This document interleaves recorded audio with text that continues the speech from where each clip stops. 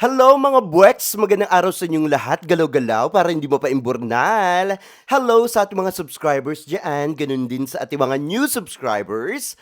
Welcome to Parade of Beauty! If you are here today, welcome to the new era of beauty.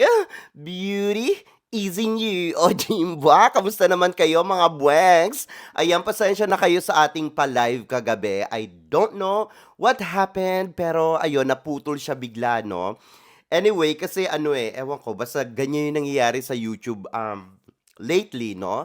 Katulad nung nag-live tayo nung kailan ba yun, last month ba yun, 'di ba biglang naputol siya. So hindi ko alam kung ano nangyari. Okay naman yung aking internet connection kagabi. Pero ayun, biglang bumagsak ang aking views kagabi, naloka ako. Tapos may nakita akong comment doon na sinasabi, tapos na ba yung live? Nagulat ako talaga. So ayun, nakakaloka tong si YouTube.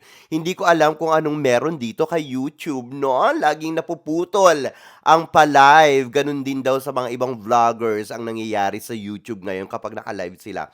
I don't know what happened. Sana ma-fix yan ni YouTube. Jiwa, ano na? Jiwa? Naputol. Anyway, patapos na tayo kagabi sana, no? Kaya lang, ayun, wala na tayong magagawa, no? Excuse me. Dapat ano ko babalik ako kagabi. Kaya lang medyo inaantok na ako. Kaya hindi na ako tumuloy, no? So, ni-review ko na lang yung mga candidates na naiwan kagabi. So, ayun.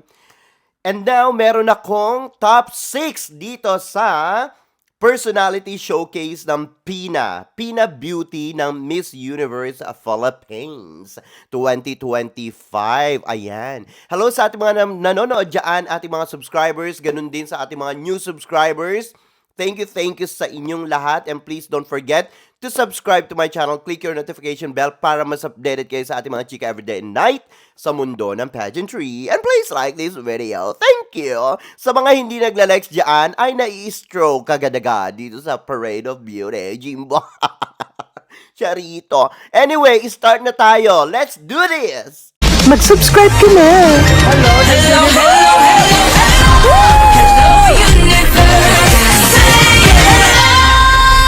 Okay, dito tayo kay Tandag City. I can definitely say that it has very contributed to how I present myself. It helped me become much more confident and much more secure as to who I am as a person. I'm able to present myself beautifully out in the crowd, considering that this is a beauty pageant. The physical trait is always being considered. But of course, what I see from within is also very important. It was then that I was able to realize that how I saw myself, both in and out, was really the most amazing thing. And that's where I tried to get myself confidence from. That would be a memory of my mom. My mom has been my compass. She has been my greatest source of strength. And of course, growing up, I've always seen her, being in this healthcare industry, treat patients with so much love and patience and dedication. And it was then that I was able to also realize how I needed to do that to other people. Her love shaped me who I am as a person. It has also made me much more confident, much more stronger, and much more resilient. So I don't really try to shy away from the challenge. And her love is a testament that anything really is possible. And if you put your mind and your soul into everything that you do, nothing really is impossible. Social media has definitely revolutionized how we get and how we access information. Along with the influence that other social media influencers have, we also have to be very careful and very mindful with what we put out there. The things that we say and the things that we do can really shape the values and the principles of the youth today. So it's really important for us to take a lot of consideration, to take a step back, whether what we say, we ask ourselves, is this kind? Is this necessary? Is this going to help other people? So before we try to say something, we ask ourselves, is this going to contribute into something good? Because if it's not, I would rather not say anything else, because we need to create a society where everyone feels heard, supported, and of course, that's where we're able to say that love definitely is amongst everyone, or love is above all. It's going to probably be my very strong personality. With everything that I've been through in my life, I have become very resilient. I've become really strong, and again, like what I mentioned earlier, I do not shy away from a challenge. I think that I grow, and I think that I thrive rather in a strong, in a very stressful environment. I like to see it as a challenge for me and a motivation to do better. It's not really something that scares me. It's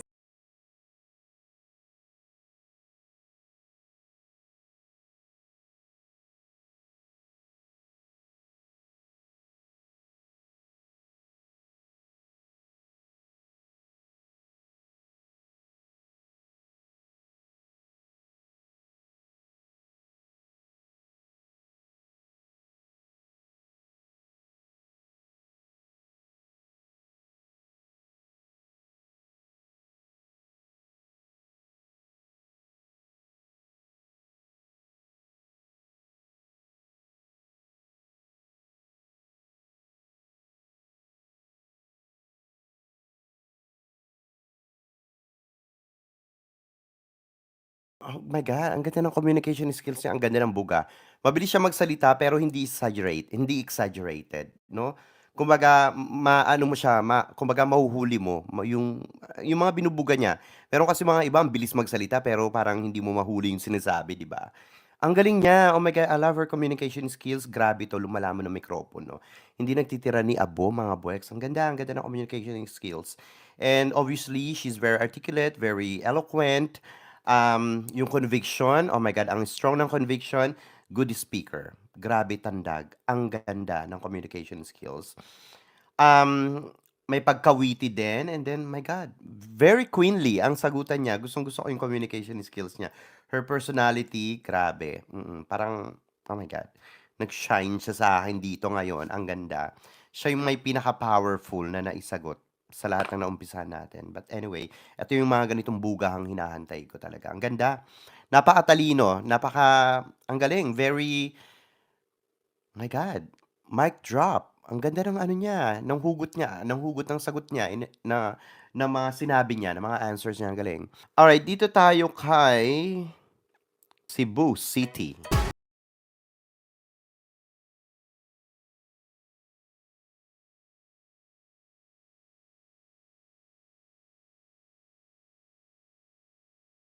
Way Tagal for me naman to ang wake up in the morning, freshen up, and most importantly, feel my best so I can act my best.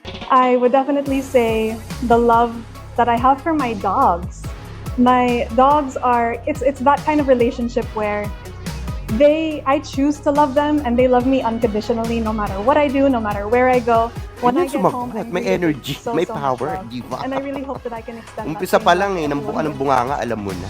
I really hope that they recognize that us women here are rallying for not just ourselves, but for the things that we stand for.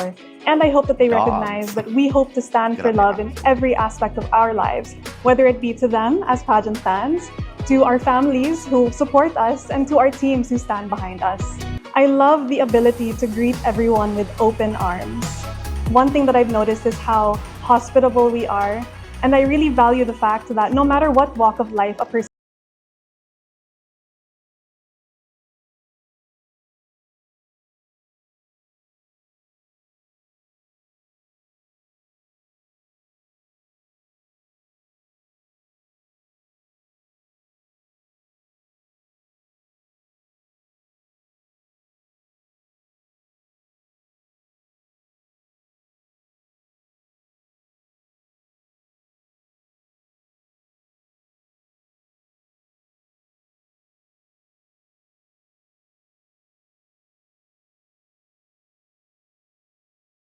Hindi ako nagkamali sa kanya, Cebu, Gabby Garbalio, hindi siya yung the most beautiful candidates sa Miss Universe ngayong taon, but she's well-spoken, napakakalmado, napaka-professionally well-educated kung titignan mo, 'no?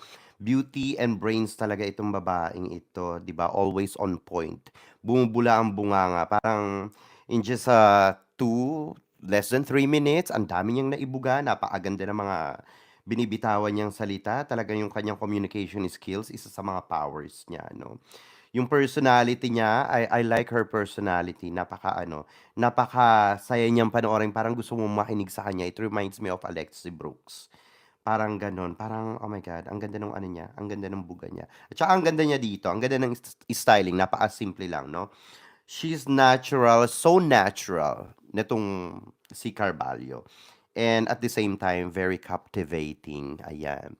Okay, dito naman tayo kay Bohol. Wow, si Bohol. You know,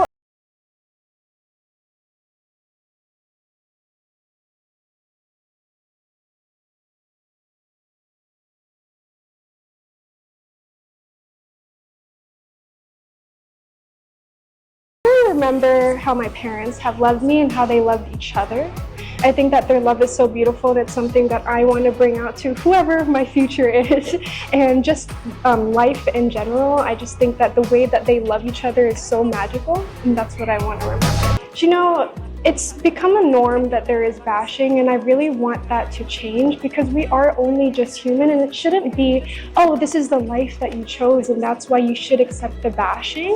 But I think that if they really put themselves in our shoes and realize we are just women and humans, I think that they can understand and put love above. You know, I'm half American too, right? So I connect more with being Filipino. I think I love the way that I was raised because I was raised the majority of my life here in the Philippines, and when I moved to America, that really stood out to me. And so the culture is what I truly love about being Filipino. My favorite love song, you know what? Always by Daniel Caesar is probably my favorite, and I would dedicate it to every single person that Grabe, I ang love. konti pa lang ng like ha, nakakaloka naman. Okay. In fairness, ang ganda ni Bohol dito. Meron kasi siya mga aura na hindi ko bet. But anyway, ang ganda dito ni Bohol, ang ganda ng makeup, ang ganda ng styling. Um, well, since Bohol started to, magsalita, ang ganda ng kanyang buga. Oo, parang, ano ba to? Parang yung 2 minutes, parang it's not enough para sa kanya, no? Parang you want to, parang habang pinapakinggan ko siya parang you still wants to listen more, 'no, parang gano'n. Napaka-soft niya lang magsalita pero on point, very articulate, and then she has a class, the way siya magsalita, ano, ang ganda. Kaya lang siguro kailangan lang ng konting power, 'yun lang yung naanuhan ko. Parang 'pag nagsasalita siya medyo ano lang, medyo kalmado na parang gusto mo pa ng konting kitik ng power. So, but all in all, maganda yung sagutan ni ano, ni Bohol, napaka-on point. Very short lang, upfront, walang paligoy-ligoy. Parang, anong tawag dito? She talks like she's not trying hard. Gano'n, at saka hindi siya templated. Nakakatuwa yung ano niya, communication skills niya. Tapos yung hand gestures niya, parang yun, ano, parang, ano bang tawag dito? Signifies openness, di ba? Dito sa conversation and honesty. I love her. Actually, yung communication skills niya, napaka, ano, I think isa yan sa mga, anong tawag dito, sa kanya mga, let's say sandata na lang, no? I don't know how to say it, but parang sandata niya para dito sa Miss Universe Philippines. Aside from beauty, um, ano ba, beauty, yung styling niya medyo elevated na, in fairness naman, no? Kumpara sa Miss Universe Philippines Bohol, maganda na yung kanyang styling, yung makeup nito ang ganda bukod diyan sa mga yan, yung kanyang communication skills, and I'm pretty sure Bohol will penetrate talaga on the top. Talaga nakikita ko yan, no?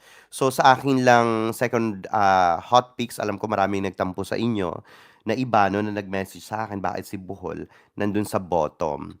Well, kasi binase ko lang naman yun sa kanilang mga pina-pictures and then sa kanilang mga ibang, anong tawag dito, ambush interviews, and then some of the ambush interviews that I've seen and including Bohol na nandun, hindi ko kasi nagustuhan yung bugahan niya.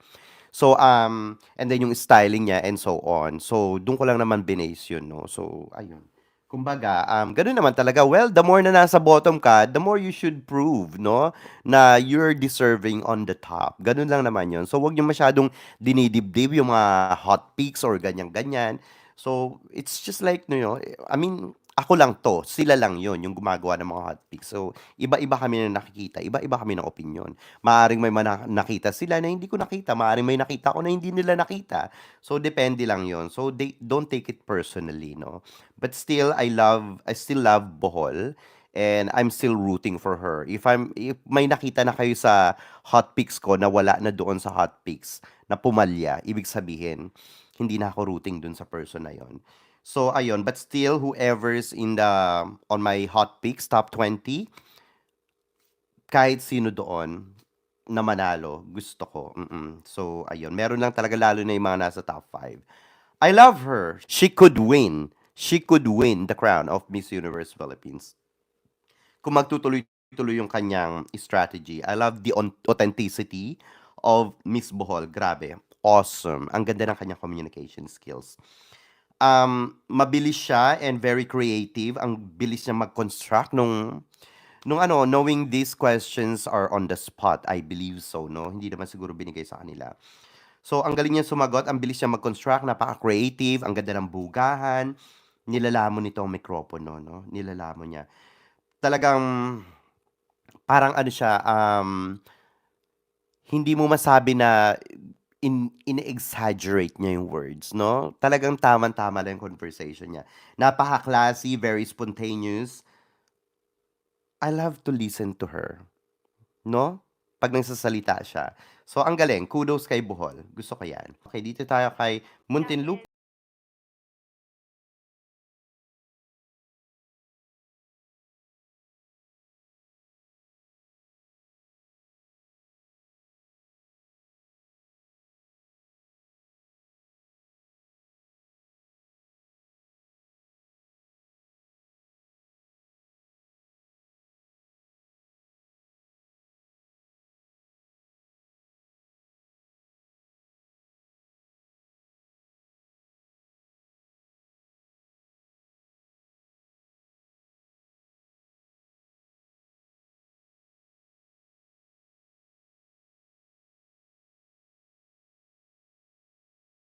understanding and compassion. It's about listening to understand and not just to respond. And I hope pageant fans will listen to girls first before they judge them based on their looks, based on how they talk. They have to get to know them better first before they actually say something about them. Being a Filipina, we love family, kabayan or kababayan. Everywhere we go, even if we go to another place or abroad, if we see another Filipino, automatically we feel like they're our best friend and they will not leave us alone. And for me, that is something to be proud of. Oh, my favorite love.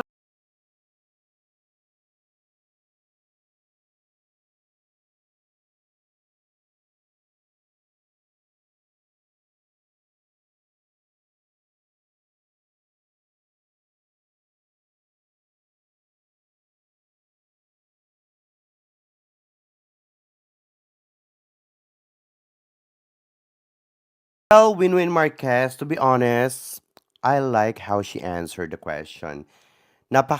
She's very eloquent, obviously, no? Napakakalmado. And napakaklaro ng kanyang mga bugahan. To be honest, she nailed this interview as well. Naiintindihan ko kung ano yung mga sinasabi niya, no? Hindi katulad ng iba, may mga mabibilis, merong mga mababagal, pero wala ka pa rin mahila na konting, alam mo yun, clarity or substance sa ibang sagot ng mga other candidates. But anyway, her personality dito is showing as well. Gustong-gusto ko, napaka-on point ni Winwin Marquez. Obviously, she is a certified communicator.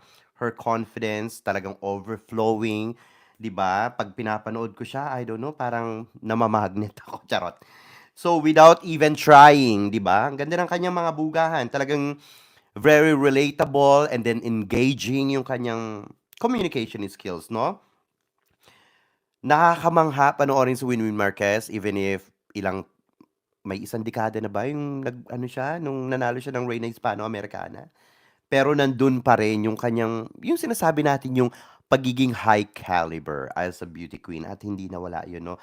I love the way she answered the question, to be honest. Kitang-kita ko na talaga yung eagerness niya na talagang, alam mo yun, na gusto niya talagang masungkit ang corona at kahit papaano, talagang lumalaba ng fair and square ang isang Winwin Marquez. I like this one, no? In my opinion, Winwin Marquez, one of the best candidates from the beginning since we started this interview of, I mean, one of the sponsors of Miss Universe Philippines, which is Pina Beauty. So, isa siya sa may pinakamagandang na isagot dito sa mga questions na ito. Kumbaga, ang ganda kasi iisa lang yung mga questions na binigay sa mga candidates and I think Winwin Marquez, one of the candidates na talagang maganda yung ibinuga, no? Hindi siya yung parang may umay factor pag bumubula ang bunganga, no? Napaka-engaging, napaka-relatable, napaka-eloquent. Yung conviction is always there when Winwin Marquez, started to speak up. So, ang ganda ng kanyang communication skills. Napaka-humble, lahat nandun na, no? So, kudos dito kay Winwin Marquez. So, if I'm going to rate this interview of Winwin Marquez, I think siguro I would I would say 9.8. Ang ganda ng communication skills niya. Kay Muntinlupa pa lang tayo. But anyway, maganda yung mga bugahan ni Winwin Marquez. So, I believe Winwin Marquez could or might or possibly enter the top 5. Kung magtutuloy-tuloy yung ganitong mga bugahan niya, yung styling niya, talagang ano na din, maganda na rin, gumaganda na rin yung kanyang styling, no? Unti-unti, si Winwin Marquez ay gumagalaw, di ba? So, wag tutulog-tulog, baka mamaya lamunin kayo ng bonggang-bongga at buong buo ni Winwin Marquez. Di ba? Okay, dito naman tayo ngayon kay Siniloan Laguna, Ilyana Marie Aduana.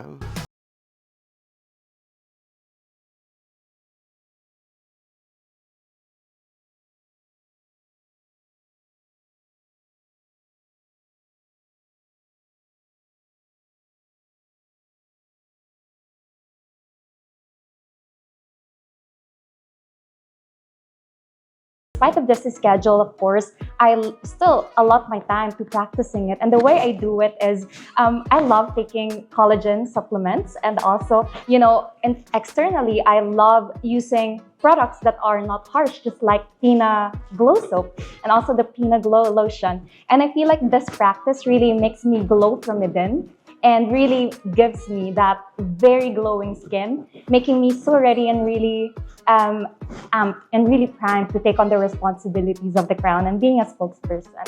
Now, there could be a lot that I could say now, but I think the latest one would have to be when I got appointed as Miss Universe Philippines in Alaan, Laguna. It was last February 3rd. Very fitting because February is also love month.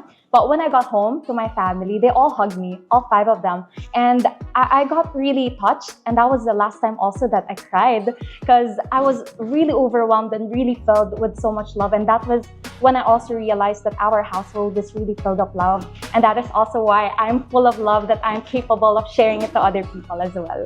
And now,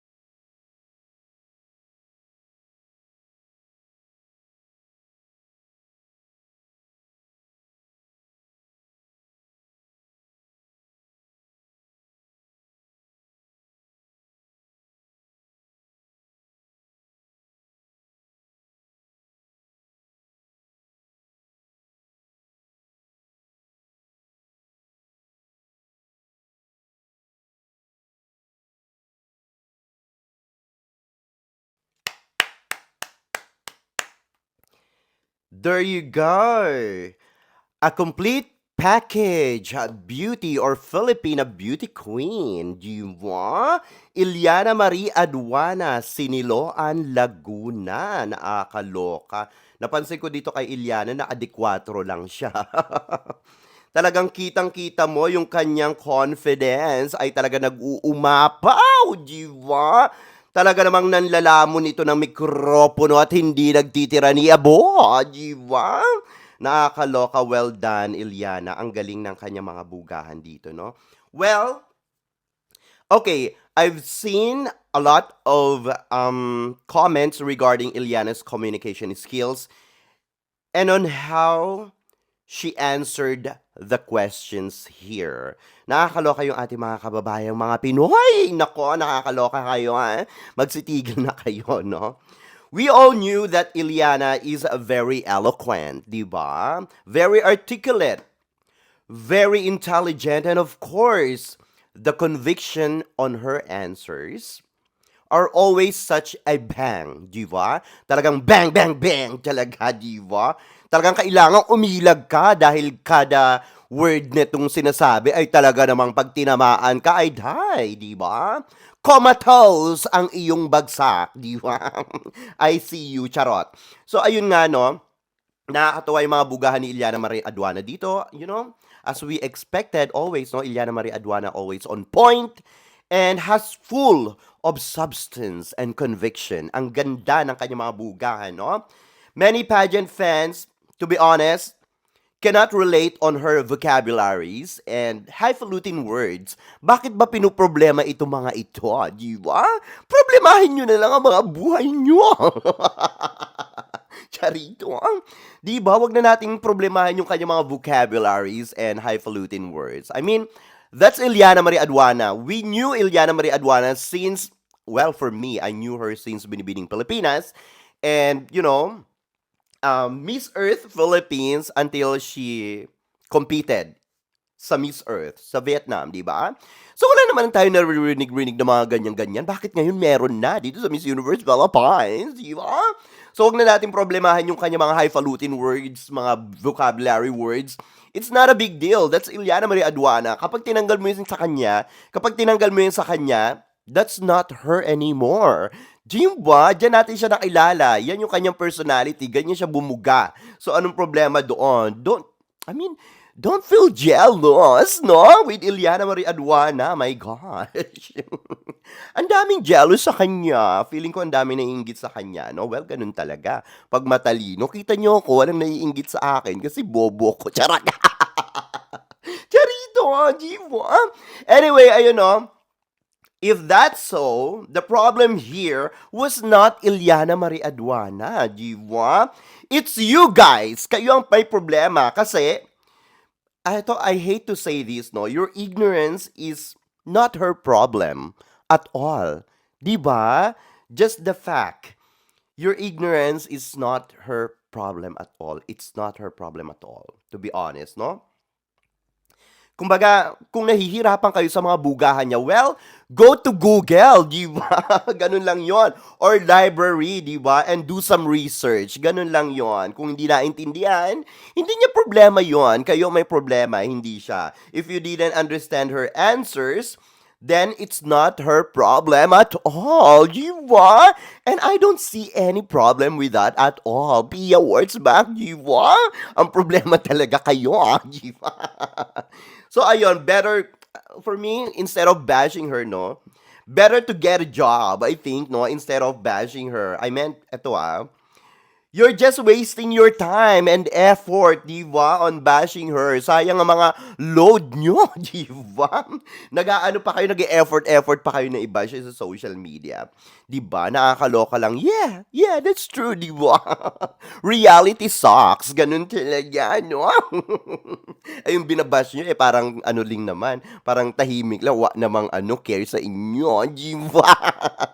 Kasi nga, she's a queen. She's unbothered, no? Unbothered queen talaga. Kaya go lang kayo. The more nyo siyang nilulubog, the more siyang aangat ng bonggang-bonggang, di ba? Kaya sige, bahala kayo sa buhay nyo. Alalahanin ang mga manok nyo, ha? Lalamunin. Lalamunin niya ng buong buo, di ba? Charot. So anyway, ito na nga, no? So it's better to stop bashing her. Because to be honest, she actually nailed this personality development of Miss Universe or personality showcase, rather. So ayan, the Miss Universe Philippines 2025 Pina Beauty. She nailed this round. She actually, I love her answers, no? Parang hindi ko naman nakikita na ini-exaggerate niya yung mga sagutan niya dito. Grabe ang kanya mga bugahan. And we just have to accept that, no? We just have to accept that how intelligent she is. Ganun siya katalino, wala na tayong magagawa dyan, di ba? Hindi niya kasalanang maging matalino, nag-aral lang siyang mabuti, di ba? She's certified or definitely, obviously, she's gifted, di ba? Gifted child, ika nga, di ba? This round, as well, on Pina's personality development, bakit ba ako lagi nagde-development, no? Showcase daw. She did an amazing job.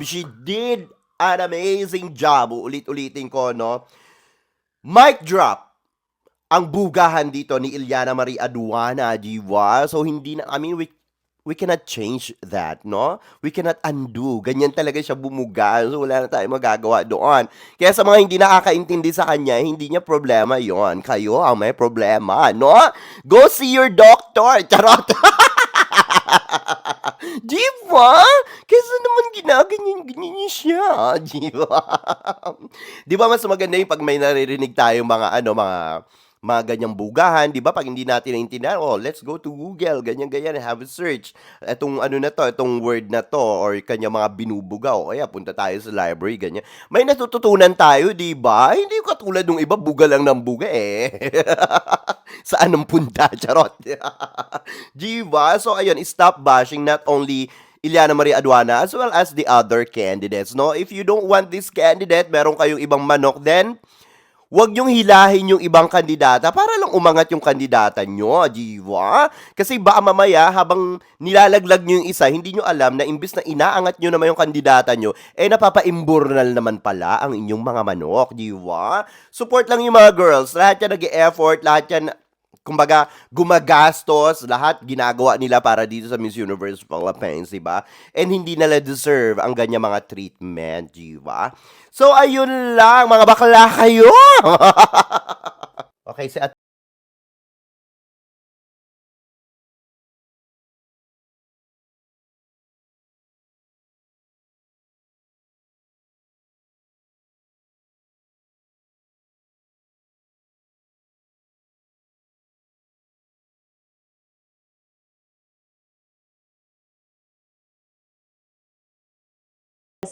Once you have good skin, you really feel confident in showing up in any event that there is or any activity.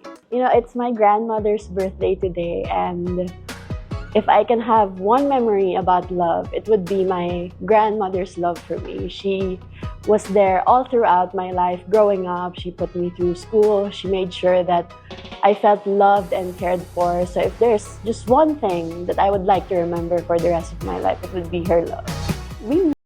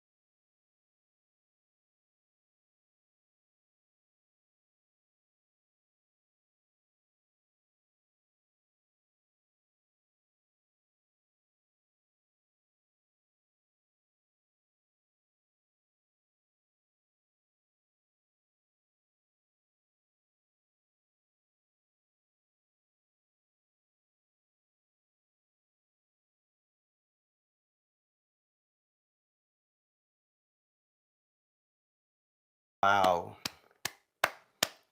Atisa Manalo.